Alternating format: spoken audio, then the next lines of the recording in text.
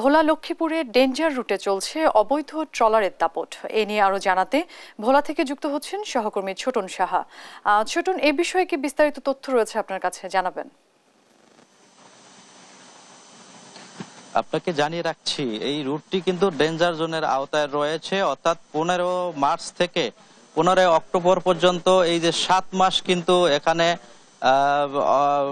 C survey সনদধারী নৌযান ছাড়া সকল ধরনের নৌযান কিন্তু চলাচল বন্ধ রয়েছে দুর্ঘটনার আশঙ্কায়। কারণ এই সময়টা কিন্তু আপনার বর্ষা মৌসুম এবং দুর্যোগের মৌসুম। এ সময় যে কোনো সময় কিন্তু দুর্যোগ নেমে আসতে পারে। তো সেই বিষয়টি মাথায় রেখে নৌ পরিবহন মন্ত্রণালয়ের পক্ষ থেকে কিন্তু এই নিষেধাজ্ঞা জারি করা হয়েছে। দেশের বেশ কয়েকটি এলাকা, যার মধ্যে ভোলা লক্ষ্মীপুর রুটটি অন্যতম।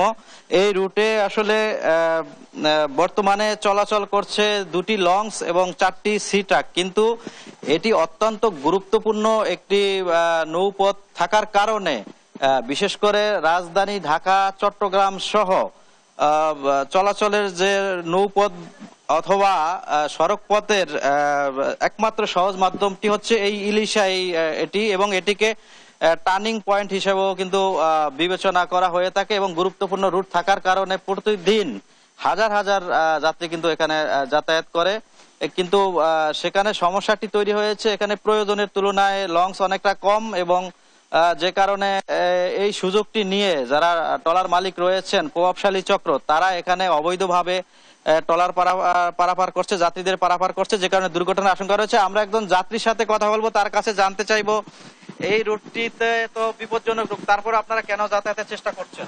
আসলে ভোলা থেকে লক্ষ্মীপুর যাতায়াতের একমাত্র যে এই ঘাটটি ভোলা থেকে লক্ষ্মীপুর যাতায়াত করা হয়। আপনারা জানেন যে এই নদীটি কিন্তু ডেঞ্জার জোন হিসাবে সরকার চিহ্নিত করেছে। সেখানে আপনারা কেন আমরা উপায় নাই, এই ঘাট ছাড়া তো লক্ষ্মীপুর যাওয়ার মতো অন্য কোনো ঘাট নাই। রিস্ক নিয়ে আমাদের এই ঘাট দিয়ে যেতে হয় ডেঞ্জার জোনের মধ্যে। সরকার যদি এটা পদক্ষেপ নেয় তাহলে হয়তো আমাদের উপকার হবে। আমাদের দাবি যাতে এখানে সবসময় লঞ্চ পাওয়া যায়, ট্রলারগুলো ঝুঁকি নিয়ে চলছে এগুলো যাতে বন্ধ থাকে। অরেন, যেমনটি শুনছিলেন, এখানে যে সমস্যাটি হয়েছে যে নিরাপদ লঞ্চগুলো, সি সার্ভে সনদধারী যে লঞ্চগুলো এখানে চলাচল করছে, সেগুলো আসলে সকাল থেকে শুরু হয়, সেগুলো কিন্তু আপনার চলাচল করছে দুপুর 2টা পর্যন্ত, এবং দুপুর 2টার পরে কিন্তু আর কোনো লঞ্চ কিন্তু এই রুটে চলাচল করছে না। যে কারণে এই 2টার পরে যারা যাত্রী এখানে এসে উপস্থিত হচ্ছেন, জড়ো হচ্ছেন গন্তব্যে যাওয়ার জন্য, তাদের কিন্তু আসলে কোনো উপায় থাকে না, এবং সেই সময়টায় আসলে মূলত এখানে অবৈধভাবে ট্রলারগুলো চলাচল করছে, স্পিডগুলো চলাচল করছে। ভোলার যে জেলা প্রশাসক রয়েছেন আরিফুজ্জামান, তিনি বলছিলেন আমাদেরকে, তিনি বলছিলেন যে এই যে অবৈধ ট্রলার এবং স্পিড বোট চলাচল বন্ধে তারা কোস্টগার্ড এবং নৌ পুলিশের মাধ্যমে অভিযানটি পরিচালনা করছেন, এবং এটি যাতে বন্ধ হয় সেই পদক্ষেপ তারা নিয়েছেন।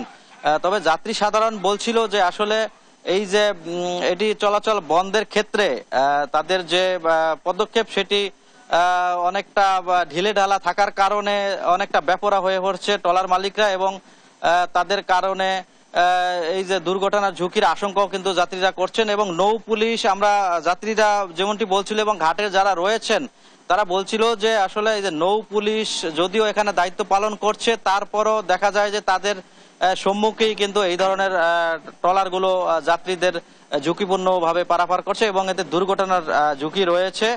তো এ ছিল আমার কাছে ভোলা লক্ষ্মীপুর রুটে যে অবৈধভাবে যে ট্রলার চলাচল করছে ঝুঁকিপূর্ণভাবে, তা নিয়ে সর্বশেষ তথ্য। ফিরে যাচ্ছি স্টুডিওতে।